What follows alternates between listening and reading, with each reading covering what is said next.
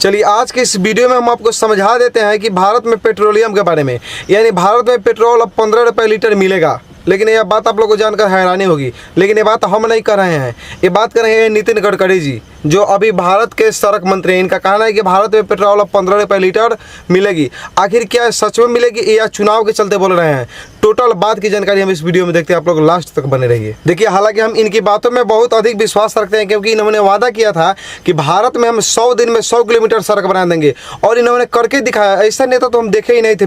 BJP के सबसे शानदार नेता यही है नितिन गडकरी जी, जो वादा करते हैं वो पूरा कर देते हैं। आखिर लगता है हमको कि पूरा कर देंगे, लेकिन इसमें कुछ वक्त तो लग ही जाएगा, क्योंकि कोई भी काम करने के लिए वक्त लगता है। इनका कहना है कि हम आने वाले समय में 15 रुपये लीटर पेट्रोल देंगे आपको, लेकिन ये बात की अभी कंफर्म डेट नहीं बताएं कि कब तक होगा, लेकिन हम आपको एक अनुमानित डेट भी बता देंगे इस वीडियो में। देखिए, हालांकि नितिन गडकरी से अकेले काम नहीं हो सकता है, इसमें बहुत सारे कंपनियों को योगदान देना पड़ेगा। मान लीजिए जो कंपनी मोटर बनाती है, जो डीजल या पेट्रोल से चलती है गाड़ी, उस सभी गाड़ी को इथेनॉल पर चलने वाला बनाना पड़ेगा, क्योंकि हम 90% पेट्रोल डीजल लेंगे और 10% इथेनॉल मिलाकर के तब गाड़ी को चलाएंगे। और इथेनॉल क्या होता है उसके बारे में आपको समझा देते हैं।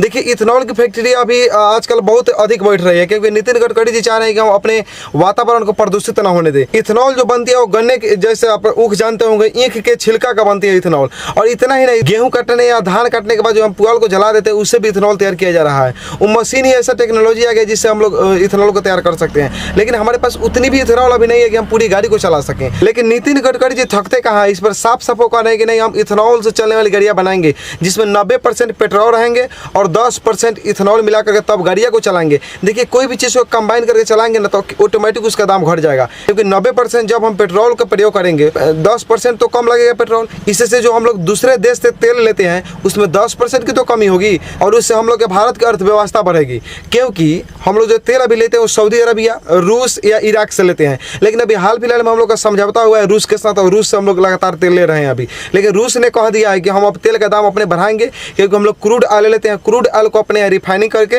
भारत में सबसे बड़ा रिफाइनरी सेंटर है। ये वीडियो नहीं देंगे तो आप लोग जाकर के देख लीजिएगा, इसी चैनल पर अपलोड है। रिफाइनरी सेंटर के बारे में बता दिया है कि आखिर तेल को कैसे रिफाइनिंग किया जाता है। देख रहे हैं आप लोग स्क्रीन पर पुआल, जो किसान इसको जला रहे हैं, अब इससे भी इथेनॉल बनने वाला है। अब वो लोग घबराइए मत, इससे किसान को बहुत अधिक बेनिफिट होगा, और किसान के साथ साथ पूरे पर्यावरण को बेनिफिट होगा, क्योंकि पर्यावरण शुद्ध हो जाएगी। इससे इथेनॉल में जो धुआं होता है ना, बहुत कम मात्रा में निकलता है। और जो ये हम लोग डीजल पेट्रोल चलाते हैं, धू करके गाड़ियाँ जो चलती है, बहुत अधिक मात्रा में इसमें धुआं निकलते हैं, जिसके कारण उसमें कार्बन मोनोऑक्साइड, नाइट्रस ऑक्साइड और कार्बन डाइऑक्साइड निकलते हैं, जिसके कारण वातावरण बहुत अधिक प्रदूषित हो गया है। खास करके यदि बात की तो दिल्ली एनसीआर की बात है, दिल्ली में तो बहुत अधिक प्रदूषण हो गया है। देखिए, शुरू में तो नितिन गडकरी जी कह रहे हैं कि 10% हम इथेनॉल मिलाएंगे, लेकिन धीरे धीरे इसकी मात्रा को बढ़ा देंगे, और धीरे धीरे करते करते 90% तक इथेनॉल मिलाने लगेंगे। जब 90% इथेनॉल मिला करके गाड़ियाँ चलेगी, तो 10% नहीं हमको खरीदना पड़ेगा दूसरा देश से। तो दूसरा देश हम लोग को थोड़े झकाएगा कि हम आपको तेल नहीं देंगे, तो ये क्या नहीं करेंगे, क्या नहीं करेंगे। वो अपना तेल रखेगा अपने पास, हम 10% न लेंगे। जब 10% लेंगे तो बिल्कुल सस्ता होगा ही,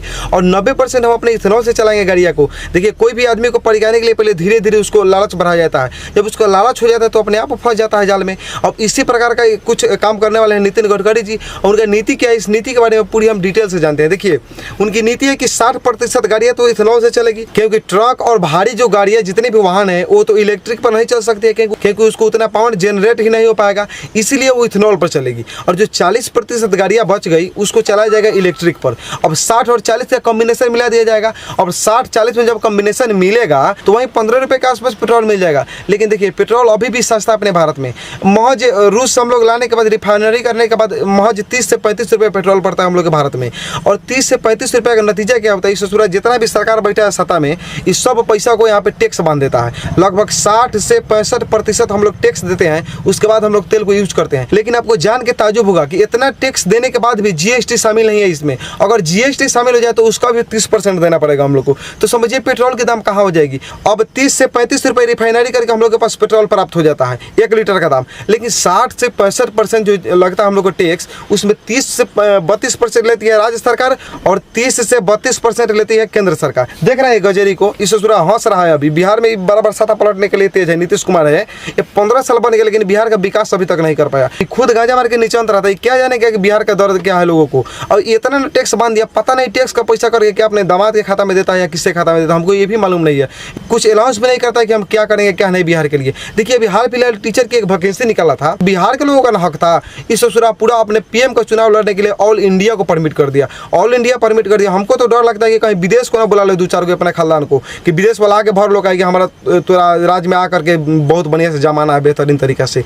इस ससुरा इतना गजरी है, ये पी के कुछ बोल देता है, लेकिन एक ऊपर एक बाप बैठा रहता है सुप्रीम कोर्ट, टाइम टाइम से समझाता है। देखिए अभी जातीय जनगणना निकाला था जिसमें लगभग 300 करोड़ रुपया बर्बाद किया था लोगों का, वो पैसा किसका था? हम लोगों का था, इसके बाप का था पैसा। वो इस मंगनी में गांजा पी के किया था। आखिर इस पर सुप्रीम कोर्ट ने सुना हम लोग का बात और सुप्रीम कोर्ट में जातीय जनगणना को रद्द कर दिया। बताइए ना, भारत में जातीय जनगणना कराना है, क्या कीजिएगा आप? और बीजेपी में यदि सबसे नंबर 1 नेता की बात किया जाए तो नितिन गडकरी जी हैं। सड़क के मामले में इतना आगे कर दिया भारत को कि दूसरा देश हम लोग की ओर आंख उठा करके नहीं देख सकता है। और अमेरिका और चाइना को पीछे छोड़ने की इन्होंने बात की है, कही कि हमको 1 करोड़ सत्ता मिली, उसके बाद अमेरिका और चाइना को पीछे छोड़ देंगे सड़क के मामला में। हालांकि इनकी काम बहुत ही अच्छा है, इनकी काम सराहनीय है, हम इनको बहुत सत नंबर करते हैं कि ऐसे ऐसे काम आप करते रहिए ताकि भारत का ऊंचा नाम हो। इसके जैसे हिम्मत ना नेता चाहिए जो भारत का विकास करे। ससुरा पियक्कर गजेरी तजेरी सब आ जाता है बिहार में, इस तरह का नेता होगा तो बिहार का विकास होगा जी। अब इसमें क्या है कि जहाँ जहाँ हम लोग पेट्रोल पंप पहले देखते थे, अब वहाँ पे चार्जिंग पंप लगेगी, यानी चार्जिंग स्टेशन लगेगी। जाइए वहाँ पे अपना गाड़ी लेकर के, देख रहे हैं ससुरी को चार्ज कर रही है 4 चक्का को,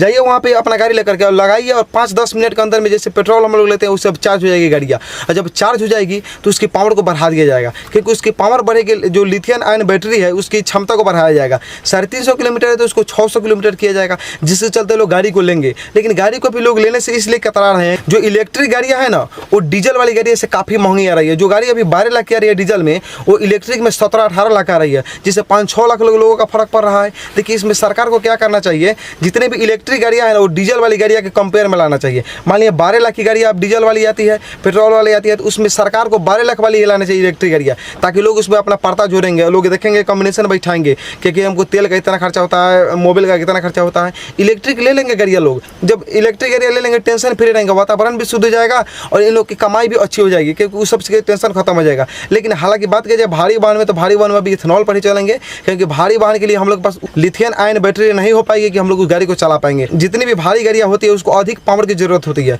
और अधिक पावर उसको पेट्रोल और डीजल से मिल सकता है। हालांकि भविष्य में इसके बारे में नितिन गडकरी जी जरूर सोच लेंगे। हालांकि बात की जाए नितिन गडकरी का, तो इसमें इनकी जब कंपनी को एडवाइस दिए कि देखो अब क्या करना, हमारे भारत में आकर के टेस्ला जैसी कंपनी है, इस सबको बोले कि भारत में आकर के हमारे यहाँ इलेक्ट्रिक गाड़ियाँ बनाओ, तो कंपनी ने बोला कि देखिए 2030 तक ये हम कर पाएंगे। लेकिन इन्होंने साफ उनको डांट दिया, कहा कि नहीं करना है तो 2024 तक करके दिखाओ हमको, और 2024 तक इन्होंने करवा भी लेंगे, हमको इतना विश्वास है। और 2024 तक अपने भारत में लगभग 60% गाड़ियाँ इलेक्ट्रिक पर हो जाएगी। जो हल्के गाड़ियाँ हैं वो, हम भारी गाड़ियाँ की बात नहीं करते हैं। यदि आने वाले समय में जब नितिन गडकरी जी कह रहे हैं कि हम 15 रुपये पेट्रोल भिजवा देंगे, तो 15 रुपये यदि पेट्रोल मिल भी हम लोग को जाता है ना, तो इतना ना टैक्स मार देगा केंद्र सरकार, और इतना ना गजेरी भाई यदि रह गए उस समय तक सत्ता में, तो इतना नहीं टैक्स मार देंगे कि हम लोग यहाँ आते आते 100 पार हो जाएगा, तो हम लोग को कोई बेनिफिट उससे होगा नहीं। अब छोटी सी बात कर लेते हैं बिहार राज्य की। बिहार राज्य को पिछड़ाने का जानते हैं सबसे बड़ा कारण कौन है? यही से पूरा गजेरी है। ये गजेरी पता ना कहाँ से आइडिया लाता है। अब बताइए ना, शराब को बंद कर दिया, जिससे लोग पीते थे आसानी से और मरने की भी संभावना कम रहती थी।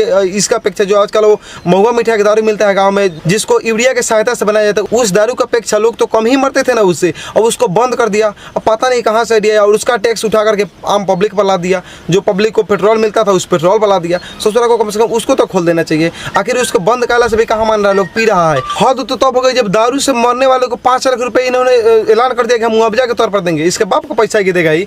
इससे पहले उन्होंने बताया था साफ साफ कि देखिए दारू हम बंद किए हैं और दारू से मरने वाले लोगों को हम 1 रुपये देने वाले नहीं है। पता नहीं कौन सी गांजा और कई चिलम गांजा मारा कि इसका दिमाग पलट गया और ससुरा पीएम बनने का सपना देख रहा है। शुद्ध सवाल में जीतने वाला है हम की बार। बिहार में इसकी सरकार बनेगी? कभी नहीं बनने वाली है। बिहार में उसी शर्त पर इसकी सरकार बनेगी जब अपना सत्ता पलट लेगा। हालांकि बात किया जाए तो नितिन गडकरी जी इस सभी प्रयासों में बहुत आगे रहेंगे, क्योंकि हम लोग उम्मीद करते हैं और हम लोग उनका सपोर्ट भी करेंगे, क्योंकि ये सब काम वो बहुत अच्छी तरह से करते हैं। क्योंकि वो भी जो गाड़ियाँ के यूज करते हैं ना, वो गाड़ियाँ हाइड्रोजन से चलती है, वो गाड़ियाँ भी कोई डीजल या पेट्रोल से नहीं चलती है। इसलिए वो खुद अपने सरकार अपने ऊपर यूज करते हैं, उसके बाद दूसरे को सलाह देते हैं। वैसा ना चाहिए नियम, वैसा ना चाहिए नेता जो अपने पहले एक्सपेरिमेंट करते हैं उसके बाद लोगों को सलाह देते हैं। ये सब यदि होते रहा तो बहुत आगे तक हमारा भारत जाएगा। यदि हमारी वीडियो अच्छी लगे तो हमारे चैनल को सब्सक्राइब कर लीजिएगा, और यदि फेसबुक पर देख रहे हैं तो पेज को फॉलो करके शेयर कर दीजिएगा, ताकि जो भी जानकारी नहीं ले पाए हैं उनको जानकारी मिल सके।